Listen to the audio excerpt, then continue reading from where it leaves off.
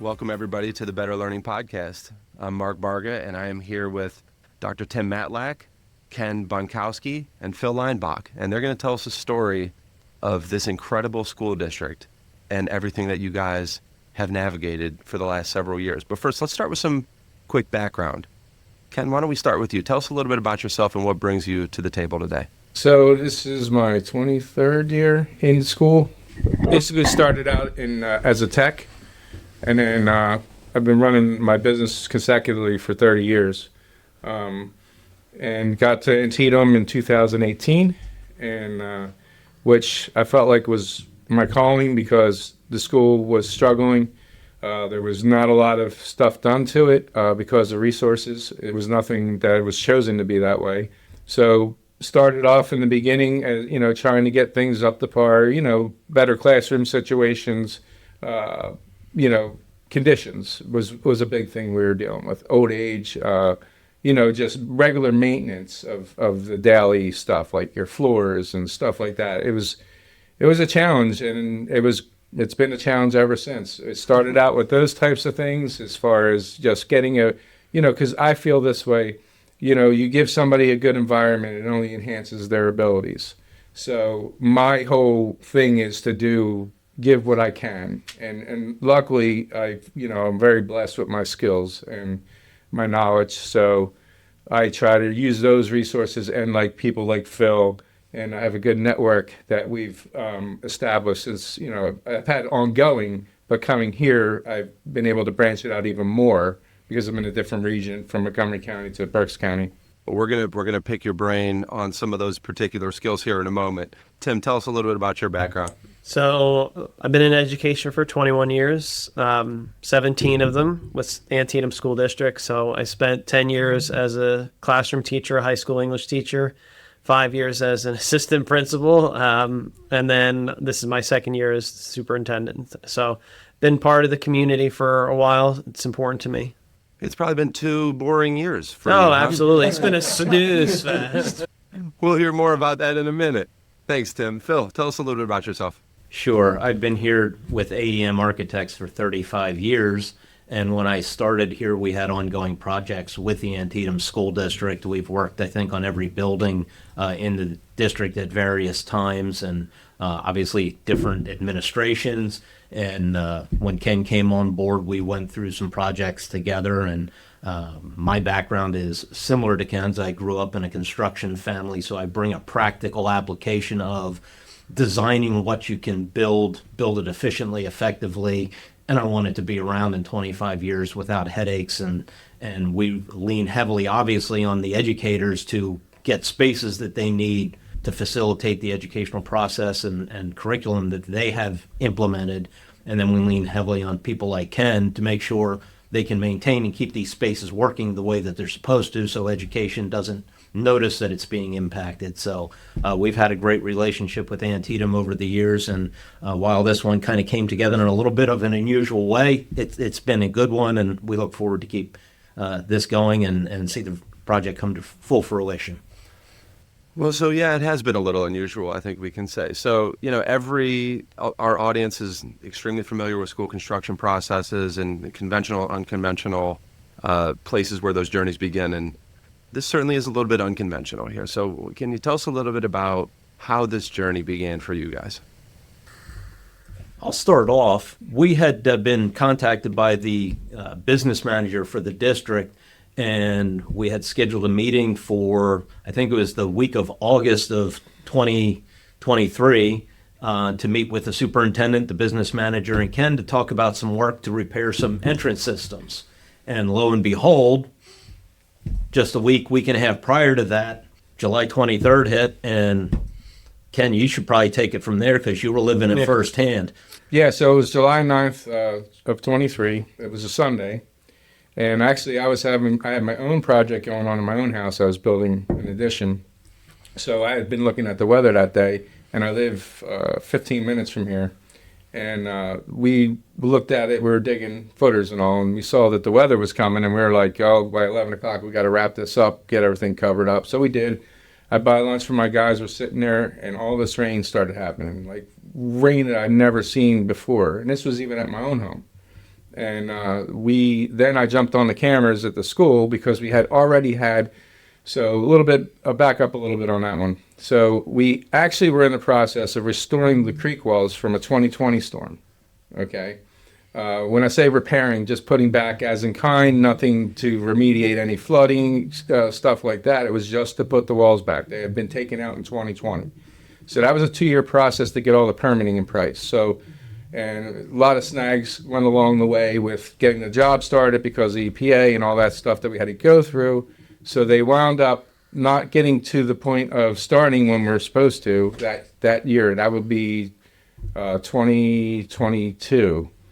Summer of 2022, we were supposed to start, and it got pushed, and we couldn't obtain materials because after COVID, we were having a huge problem with shortages with factories and stuff, and this happened to be a block we were using, a retaining wall block, and so they couldn't fulfill our order, so we had to pivot and redesign the wall to another block. So what the long and the short of that was, we didn't get as far as we wanted that year, and we had restrictions in the creek because it's a natural wild stream for trout. So we wound up having to, our window was January 2nd to October 29th, was the only time we're allowed to obstruct that stream, meaning you have to dam it up, bypass it. So they stopped that year, came back the year of 2023 late. They couldn't get it dammed up. We had already had a project on the corner of the intersection there that PennDOT was doing, who had taken the whole roadway out there. It was a culvert, and they were reconstructing that. So we already had creek fundamentals going on, and so my concern that day was we knew that the creek was bypassed up ahead and all that. So I got on the cameras. I saw all the two foot ADS pipes hanging out of the creek. So I jumped in my car, took my worker, my brother, and then I called everybody, our crew in, and we got there. And by that time, it was roaring, but didn't break the bank. At this time, it just kept raining and raining and raining like no other. And then it just came up. What happened was a building had collapsed on the corner. And we were holding true I'd wedged the door shut. We had barricaded the best we could with the time we had. And we wound up holding until the building let loose up the street. And then that debris came down and smashed through the glass. And then that's when it just totally ran through the entire building. And then that was when we lost it. And that went on we were there for 6 hours till it basically stopped raining because we couldn't get out because there was rapids all around us. And then at that point, after the rain had stopped and started to calm down a little bit, the roadway was gone. You know, all the 2 blocks up above the school were totally devastated. I mean, the road you couldn't even drive was unpassable. So we had to jump in the equipment, start pushing the debris away so we can get everybody out. And from there, basically started a recovery process that was just, until this day, I can't even tell you all the different things that we've dealt with. Like, for instance, now we're midsummer, right? So now we're thinking, okay, where are we going with these kids? So basically, with that being said, we started filling out our resources. We had a lot of pushback with the neighborhood, with community members and stuff like that. So we were fighting many different fronts with this to get the kids back in school.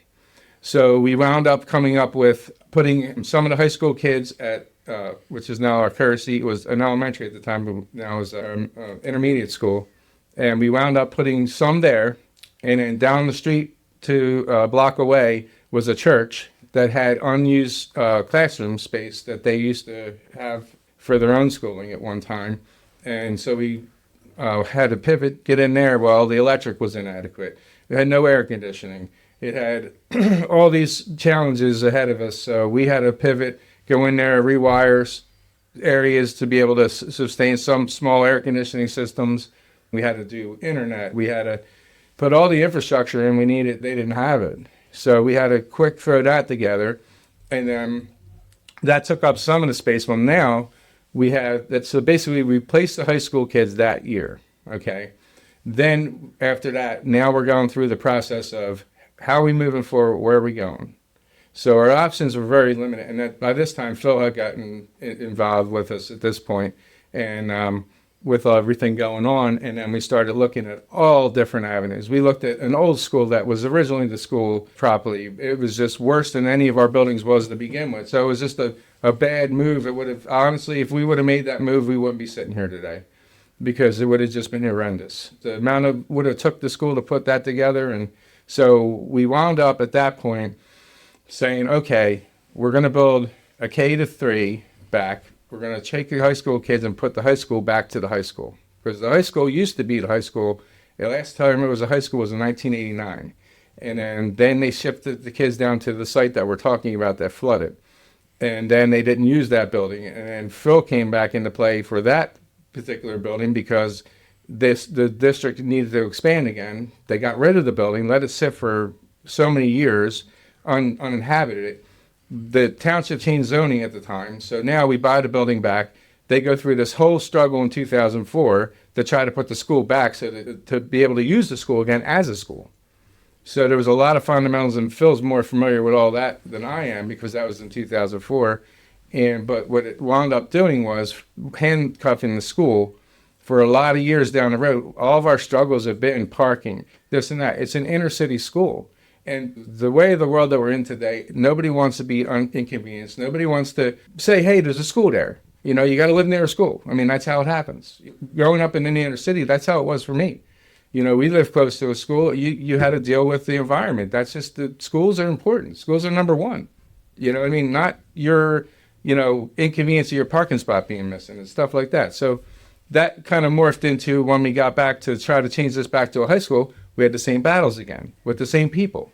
And we, Phil, it was just so much work that they had to do to prove that we can exist here. And we're still dealing with it today. We don't even have proper parking around the school because they put permit parking in. And that doesn't allow us for our staff and any visitors to park on the street. So that's a huge burden that we're still dealing with today. But getting back to the story of how we got to that, so now we need to put that back as a high school, okay?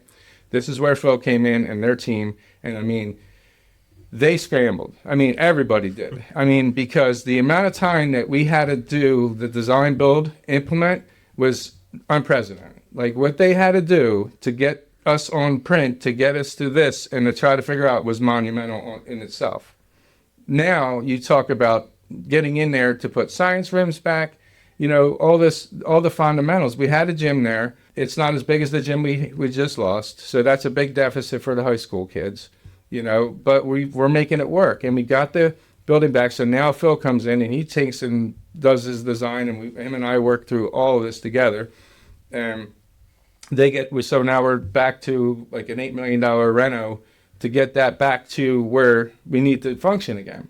So that started to take place a year and a half ago, and then started in May. We started beforehand. We started to try to move things along while school was in session. At that time, we had the younger kids there. We had the kids that were originally back in there since 2004 was the K-2. Yeah, if you remember, we started out designing to expand the primary, I think the fourth grade at that point in time. Yes. So that was almost instantly after the flood. And then by the time we had it bid, which I think was, we pretty much went from, we need to figure something out, and within a few weeks made a decision. We're going to design to add classroom space to take that area that hadn't been renovated from the 2004 project and expand it for more student space, because we had that in hand. And by the time we bid it, then thoughts were starting to percolate to change that back to the high school use. But it was bid as elementary grades. That's right. And started construction, and that's, I guess, about the time you came on board, because the Dr. Rockland, who was superintendent and dealt with the initial issues out of the chute, I don't know how many, scenarios, probably 6 to 8 different scenarios just of how to get school started that fall. And then at the same time, what's our long-term plan? Multiple solutions that we looked at there. And then at that point in time, when you decided that was going to become the high school, that was kind of coinciding with what do we do with the present site of the old high school.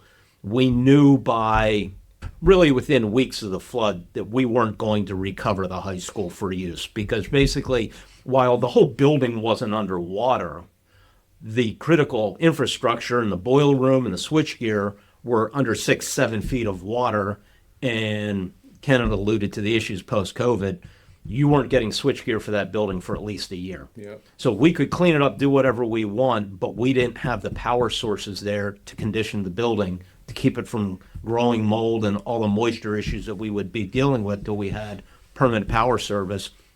And the other thing we had hoped, FEMA would step up and provide some financial assistance, and they gave us absolutely nothing. And so a little bit of trying to support that with the help of the county, throwing their weight behind us saying, hey, we need some help down here. FEMA kind of left us high and dry.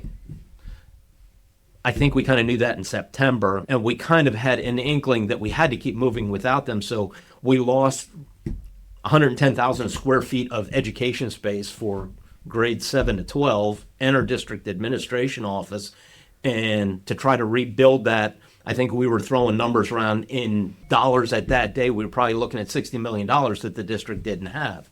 So now we're forced to do something with money we don't have and no resource financially to replace in kind the building that we lost. And so it was a real exercise in pivoting, but it wasn't just in construction, which we're mainly concerned with as architects, but educationally, how do you get these programs in here? What's the best resource and best location to educate our children with the limited funds that we have? And that's really what you jumped in the middle of, and Ken alluded, the dynamics of the community, while supportive, nobody likes uncertain. And so we were dealing with not so much of an animosity, but I just think human nature and reacting to, we want to know what's going on. Frustration. And sometimes you need to know what you need to know when you need to know it. And again, human nature, we're impatient. They want all the answers, and we didn't have them all at the time. So it was a design process.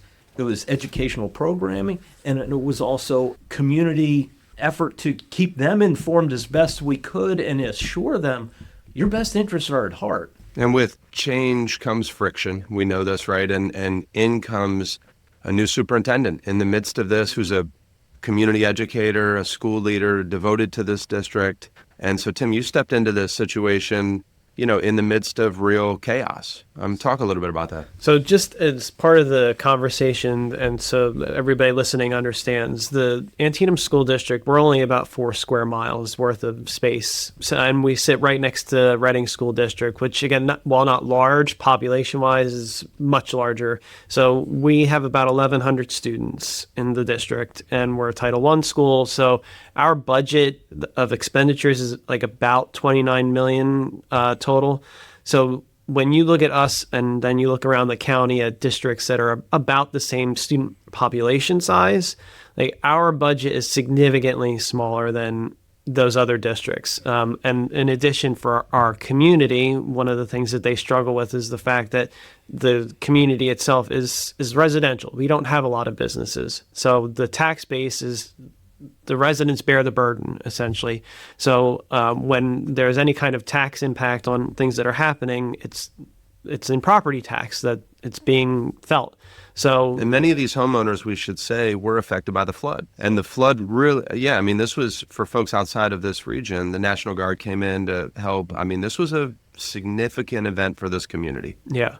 So in what Phil and Ken were alluding to, we've taken essentially the population of the entire school district of 1,100 pupils, and you've jammed them into a block and a half worth of space in a residential area, and all the staff that needs to be there. So it creates a lot of tension and friction, and we understand that. There was a lot to navigate there and a lot of unknown where, like Phil was saying, there were plans, and then, as Ken had mentioned, looking at one of the other facilities nearby, determining no, that's not going to work. Well, we had already communicated, we were looking at this, so then there's an expectation of oh, there's a direction. Oh, no, wait, that's not the direction. And so again, it just compounds the frustration of, it becomes the narrative of, are you lying? Are you covered? And that's what, and I understand why they're frustrated. It impacts the entire community. It was difficult for me coming in initially that a lot of that had taken place. Now, I benefited, I think, from the fact that I'd had 15 years with the district prior. So I was given a little bit of grace when I say something that people are going to like, okay, he's not lying, he's not covering something up. So I appreciated that. But when I came in, the plans were already pretty much in motion. Like I walked into something that was already moving. So I think in my estimation, because of Ken and Phil, I walked into a decent situation. Like things were already in motion. I just kind of came along and joined the fray at that point. If I had to deal with what Dr. Rockland was dealing with prior, like that would have been just a lot worse. So I think from my perspective, when I came on, what I was trying to do is make sure we're communicating with the community that we're doing the best we can. We're going to keep you informed. And then as we went along, for example, when we reached the point where we had settled on what we felt like the design was going to be, Phil came to a board meeting, presented. We did have some community members there.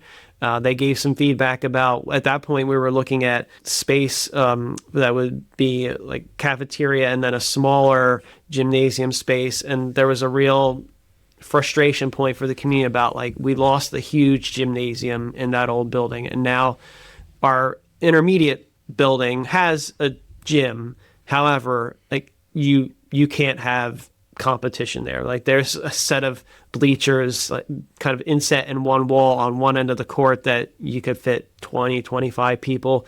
So we only had the high school gymnasium at that point. So there was a lot of feedback around, we need gym space. So that was another pivot moment of, okay, Hand and Phil, like, now we need a full-size gym, and they had to rethink again the entire building and come back to us.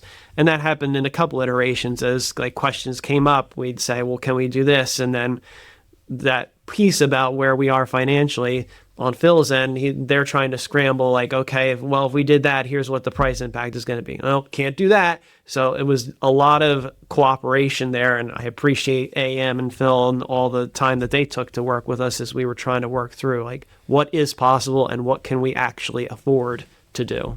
So this was really a seismic change in the district on very short notice, right? And so it's an interruption that nobody wanted, nobody saw coming, a very unconventional start to school construction, but here you are, right? And so you have this challenge, and there's also an opportunity, right? There's also an opportunity, right, to strengthen the district, right? So tell me a little bit about your approach, Tim, in both helping frame that, process for folks, build consensus with all the stakeholders, community, faculty, families, board, as far as getting people to see like, nobody asked for this, but we're going up from here.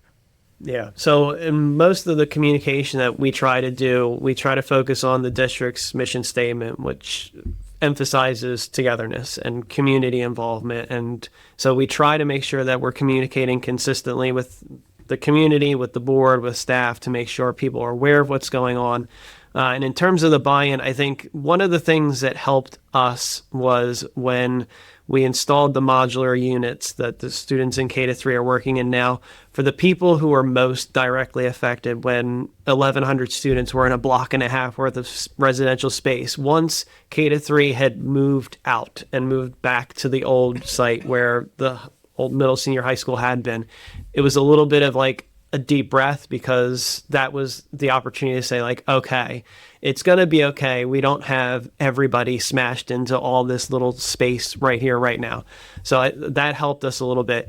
And when we've communicated, we try to maintain that idea of this is an opportunity for us to improve. It's an opportunity for us to grow. We try not to perseverate on the challenge, like look to here's what we have ahead of us. And I do know, like for our staff, especially in those modular units, as they're looking out windows, watching that building go up, like there is a sense of anticipation and excitement about like getting into it and seeing what it's going to be. We've had a couple of instances where we've had students give some ideas about what their new building is going to be or what it should be. one of them was a steel signing ceremony that we did as just a kickoff. And we had our first graders write about it, and they were saying that we needed a trampoline, that there should be a stained glass window. And I'm turning to Phil like, oh, was that in the plans? Did we have a stained glass window? And recently, the Secretary of Education came to us, and we visited a classroom, and she asked them the same question, and she got answered, trampoline again, a water park. So like, just letting you know now, Phil, we need to look at the water park. Creek right there. Yeah, the creek is right there. So the kids are also seeing this building come up out of the ground, and I think it's because of their age. It's probably a little different, that excitement that staff has. They don't quite, visualize what it's going to be yet, but I'm looking forward to the moment where we open those doors for the first time and we have those kids walk into the building and seeing their faces. And because ultimately those modular units, I know a lot of people in the community, myself included, when you first hear modular units, you're thinking like, oh boy, like, what is this going to look like? It is a decent space. It's not great. It's a little tight. It's crowded. It's not something that is meant to be a long-term solution, because for 5, 6, 7-year-olds, like, they take it out on on materials and things. So it's good to have the new building going in, but right now they're in a safe place where they are learning. So it's a good opportunity for everybody to see this is where you are now, and then when they walk into that new building and are in, for all of them, it will be the first time that they're in a school building, the ones who are going to be attending there, because of the grade span. So everybody who had been in what is now the old high school will have moved up into other buildings. So. And sometimes when you see the way things had always been for a long time, and then you see like this temporary stopgap solution, it does also help you think about, well, what do we actually want the next chapter to look like? When we work with schools at K-12, it's not just about furniture or design. It's about impact. Our radically student-centered approach puts students at the center of every decision. From that first conversation to the final walkthrough, we're focused on creating spaces that actually work for the kids, the teachers, and the community. So if you're looking to do more than just check a box on your next project, let's talk. Visit K12.com. That's KAY-TWELVE.com, and see how we're helping schools transform learning one student at a time. Because at K-12, it's not just about projects and furniture, it's about purpose. So tell me a little bit about the design process as far as, yes, it was accelerated, but it was still an opportunity to think clearly and deeply about what these learning environments might be for these students going forward. As we had alluded and Ken had stated, we initially started out with the solution to add the classroom spaces in what was the primary center, which is now the high school. And when we made that pivot, it's been such a blur. I want to say that was about a year ago, December, and steel is up in the air now. Mm-hmm. So I'm not sure where the time went, but we had already started the process of putting K to something down at the high school site. And so that was probably closer to a year and a half, 2 years that we made that decision. But what was uncertain was what's the right alignment with the facilities that we have. Should it be K to 4? We talked about K to 6. We even talked about, I think, maybe making that like an intermediate school and putting the old elementary, the Carrie C. Hoffman building, back to a pre-K, early K, early learning to, 3rd, 4th, 5th grade. So everything was in the mix. The only thing I think that was really solid at that point is that the old high school was going to be the high school once again. So we pretty much got to the point of recognizing we needed new construction there. We looked at a complete demolition of the entire building. Ultimately, we landed on keeping about 10,000 square feet, which was the administration and the old kitchen cafeteria at the high school. But that's kind of going to serve as central storage and flex space in the interim as the building comes online. And that's where we were just trying to figure out construction that, first and foremost, wasn't going to be subject to the same flooding issue if we had that same type of storm again. And that's kind of a separate discussion. So that was the orientation of the building and what the floor levels were going to be relative to the flooding that had happened.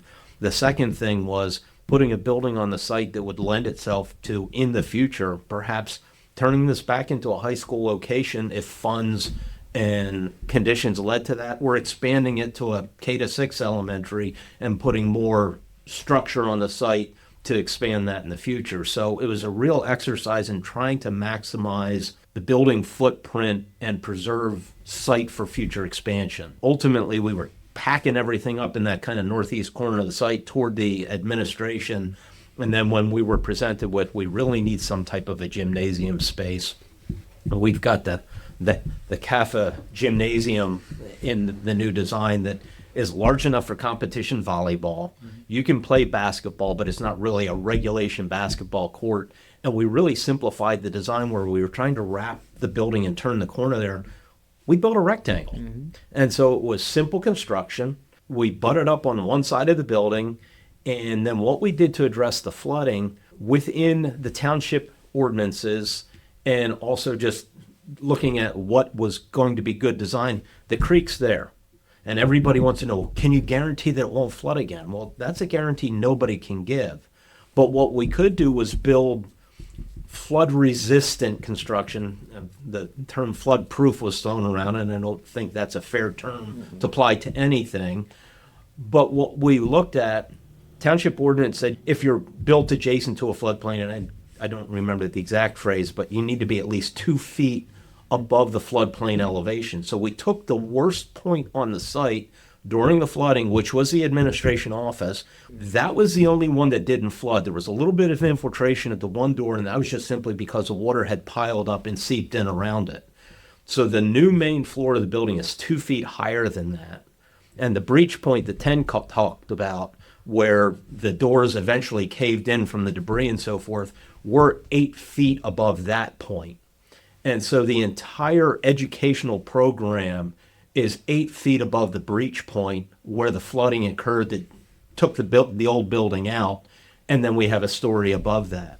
The areas that are below that, it's a complete solid wall on the side of the creek, so that if that water comes down around there in the future again, it can't penetrate that side of the building. And if it gets above that 8-foot mark to our floor level, there's a whole lot worse issues for the community downstream of that building. That not a worldwide flood, but certainly more than the flood of the century. It would be just something unprecedented, and I hate to use that word, but we'd have far worse things to worry about than the state of that school. There'd be lives and structures at risk. So we think we have a sensible design solution that gives us confidence that if that same exact flood event occurred, I don't think we have to worry about water getting into that building. Of course, there was infrastructure added for stormwater that didn't exist before. We have sump pumps in the basement of the building to overcome those things. So we've done some sensible things that you would do in any building, maybe a little bit more belt and suspenders with this one because of the proximity and being in essentially the same location. But I think it's a good solution. It was a simple construction, really nothing outlandish as far as all kinds of different building sections and elevations. And functionally, with the input of the district, I think we have something that works educationally, gives them some flexibility in the future, and can absorb a bubble moving through the student population for the K-3 grade levels. So I was working at an urban high school myself during the pandemic, and that was a difficult, challenging, and complicated experience. But there's a lot to learn from that, right? You learn a lot about learning and teaching and students and teachers. Tell me a little bit about your reflections, your takeaways, the things that you've acquired as far as knowledge about. We'll start with your teachers. Tell me about the faculty of this remarkable little district here. So resilience, it doesn't quite cover it, as you just alluded to. Like, we had just come back from COVID, and so there was a ton of resilience built up over everything that happened with that disruption. And then a year and a half after coming back from COVID, here comes a flood. So our faculty, I've worked in several districts. So I would say that one of the things that consistently happens when we do interviews is that people ask, all right, well, why do you like it here, to us as the interview panel? And the consistent answer in every panel that I've been on in the time that I've been with the district is that not just the community, the faculty, they see each other as family. It is not something that I've experienced in other places that I've been. Yes, people have been cordial and they're, nice to each other, et cetera. But the group of people that we have working for us truly support one another at all times. And it's one of the reasons that I knew what I was walking into when I came back. I knew that they were recovering from the flood because I still had relationships with people that worked here and were talking to me over the year between when the flood happened and when I came back about what's going on and the struggles that they faced. I came back because I cared about the people that I worked with here and because I wanted to be able to help and because I had the confidence coming into it, knowing that this is a resilient group of people who are going to rely on each other through everything that they've been through. And so as much time and effort and energy as Ken and his team had to put into moving resources around, then on the back end, you have our staff who are doing everything they can do to make sure that kids have a welcome space when they walk into that classroom or walk into that building. And during the shuffle there, like walking into a church that didn't have air conditioning and wasn't designed to be holding, intermediate and high school age students for these classes. So it really and truly has always been that team effort. And I can't give them enough credit for their resilience and the things that they did to try and minimize the impact on kids. Like, there's nothing we can do to totally spare them from, oh, you don't have a building anymore. Now you're going to be going to school here and here and here. But they did everything they could to minimize the impact that the kids felt. That's tremendous. Tell me about the students. How were the students affected, and what have you learned about these young learners?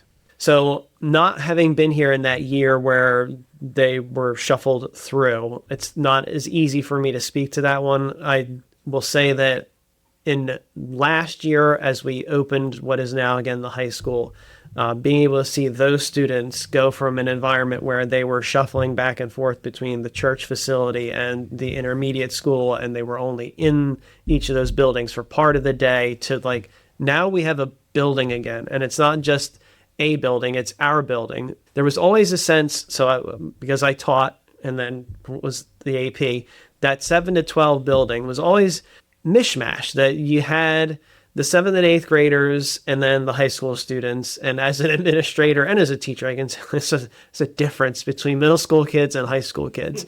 And you always felt it. There was always that little bit of friction there, that it's not that the kids treated each other poorly. It's just there's a stark difference between the development of a middle school student and the development of a high school student. So I think for the 9th to 12th graders walking into that building is like, this is our building, this is our high school. You could see the pride and the joy that they had in doing that. And I was walking through the building with one of our board members whose child is a high school student, and she was recounting to me like her daughter coming home and talking about, oh my gosh, like the cafeteria, it's amazing. Like the spaces, they're amazing. So getting to hear that and see that, it's awesome. I'd say that for our same idea for our K-3 students, looking forward to that day when they walk into that new building, same feeling. But again, right now, they're doing well. They're doing well. And a lot of them, they don't know any different. Like, this is, the modular units are just where I started. So they haven't seen what it could be and what it will be. But there, again, staff have made those spaces welcoming and they're working. That's awesome. Speaking of learning things about people, I understand that a few days ago, our friend Ken here actually received a very well-deserved recognition.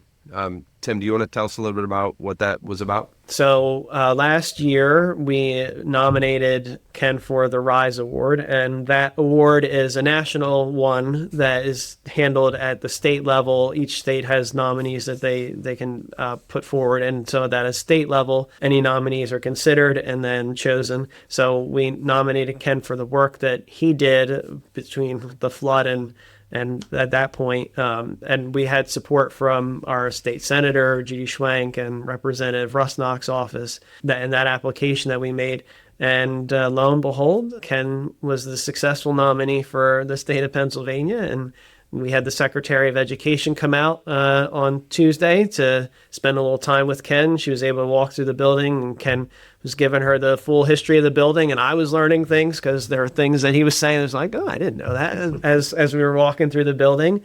And then she was able to give him that award with our students watching in the audience there in the auditorium, and he just loved the attention. I mean, it's just soaking it up. Ken, you don't get into this kind of work for recognition. We know that. What was it like for you to get recognized for your real dedication and leadership on this? So, yeah, that's a big thing for me. I do it because I love to do it and because I want to do it. I don't do it because I have to do it. It's hard because I don't feel like I need to have that. You know what I mean? I couldn't do it without the support that I had. You know what I mean? And the resources that I brought to the table are kind of unique too. And my guys and my staff and all the staff for that matter too. I mean, when we're talking about what we went through, we had even teachers, we had, like you said, we had National Guard come and help us. We've had teachers from other districts come and help us, during the process to get us moved out, and stuff like that. It's hard for me because I don't look at life like that. I look at it like, God gave me a gift, I use it. That's what I do. I help people. And to Ken's point, is something in all of this, there's also, it's not just the Antietam community, that's the broader community that Exeter School District, which neighbors us throughout the process of the recovery, have been right there alongside to be able to support. We still use their tennis courts because our modular units are now sitting on what our tennis courts were. So they've allowed us to use their facilities to help continue some of our athletic programs. And they've always been there as somebody, as a partner, to say, what do you need? How can we help? So that sense of wider community is also something that I think has helped support us. And to the point about staff and the resilience there, not connected to the flood, but this, at the beginning of this year, we had a situation where there was a mold issue in one of the modular units that we caught right before coming back into school. We had to delay the start of school a couple of days for the K-3 group in order to address that. And that was another moment where everybody swings into action. It's not just oh, Ken, you and your guys fix this out. We had teachers, we had the administrators working to replace ceiling tiles and try and clean up after the mold remediation crew had been through. And it's an all hands on deck approach at all times. And Phil, you've been really a partner for the district for decades. And your office, for those who don't know, is 5 minutes from the site we're talking about here. So you're rooted in the community. What do you hope that this new school really represents for not just, the school district as an entity, but really the community here? My feeling is, upon its completion, the community, I certainly hope and should be able to look at that as a monument to the community. It's going to represent something very different than any other school buildings that I've completed. Everyone has its own community persona, but I think it's kind of the phoenix in this case, because July 10th, you're just kind of standing there with your hands in your pockets and not knowing what to do. And if I can just kind of hark back a little bit to Ken and the award, we work with a lot of facilities people. Everybody's different, but I think one of Ken's key characteristics is proaction. And in construction, in design, in facilities, proaction is beyond necessary, but all too often we see reaction. And yet we had to react to the flood, but it wasn't just a reaction to the flood. Ken, because of his background, was proactive, and at times we go, whoa, Ken, let the contractors take care of this. And at other times, we're a resource. Ken said, Phil, what would you do? And just a lot of back and forth, but it was never sitting and waiting for something to come to him. It was making things happen, and 99% of the time, it was the right thing to do to keep things moving. So that was part of what plays into this. And so back to the community and what this building means, it's Ken, it's all those that coalesced around him with the staff in the building, the community. Volunteers came in from outside for flood cleanup and relief, not just at the building, but in the neighborhood. And so I think, while it's going to be Stony Creek Elementary School, it's going to be a reminder back to July of 2023 and say, what was here and how this all came about. All those little threads and stories might be forgotten, but for years to come, it's that's the school that replaced the flood.